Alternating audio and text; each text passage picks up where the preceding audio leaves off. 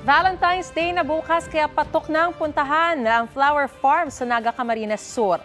Magkano naman kaya ang presyo ng bulaklak ngayong bisperas ng Araw ng Mga Puso? Alamin sa unang balita live ni Jessica Kalinog ng GMA Regional TV Balitang Bicolandia. Jessica, good morning. Good morning, Mariz. Sa ngayon, dito, ilang oras na lamang bago ang Valentine's Day, ay pumapatak na ng 200 hanggang mahigit 1,000 pesos ang isang bouquet ng fresh flowers dito sa Naga City People's Mall. Pero posible pa raw yan magmahal hanggang bukas. Sunflower at aster ang mabentang mga bulaklak para sa Valentine's Day na makikita sa flower farm na ito sa Barangay Pacol, Naga City. Ang presyo ng sunflower, posibleng tumaas pa ng 10 pesos bawat isa habang papalapit ang Araw ng Mga Puso. Kang last year po kaya ang price mi kang sunflower na imported is 60 pesos. Ngunyan po da 70. Ayan po ang presyo. Ang local po, 35 to 100 ang presyo niya.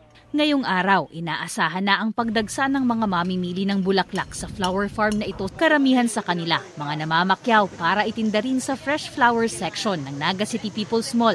Habang ang iba, ibinebenta naman sa iba pang bahagi ng rehiyon. Isang araw bago ang Valentine's Day, ang mga bulaklak sa public market sa lungsod, halos 300 pesos hanggang 800 pesos na ang per dozen.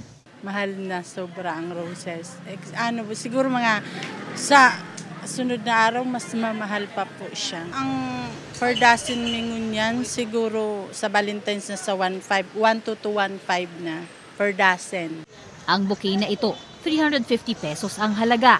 Baka magmahal pa raw yan hanggang 500 pesos. Araw po kayo, mahal na po talaga. Dawangon yan po mga mahal na ang burak mi. Pero kay puan ming magtinda man giraray, mahal ang kwami po.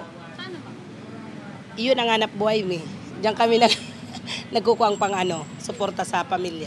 Red roses ang pinakamabenta tuwing Valentine's Day. Ngayong taon, konti raw ang supply nito, kaya asahan na raw ng publiko ang mahal na presyo.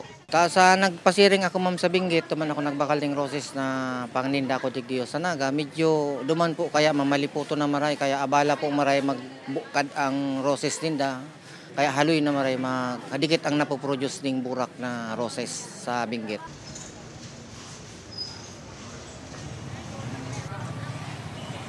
Sa ngayon, Mariz, maaga pa lamang ay abala na rin ang mga nagtitinda ng fresh flowers dito sa Naga City People's Mall para gawin iyong mga orders sa kanila. Ngayong araw rin ay 24 oras ng bukas ang stalls rito para tumanggap pa ng pahabol orders para sa Araw ng Mga Puso. Mariz? Maraming salamat at advance Happy Valentine's Day sa iyo, Jessica Kalinog ng GMA Regional TV Balitang Bicolandia. Mga kapuso, para una ka sa mga balita, mag-subscribe sa GMA Integrated News sa YouTube. Sa mga kapuso abroad, subaybayan niyo po kami sa GMA Pinoy TV at sa www.gmanews.tv.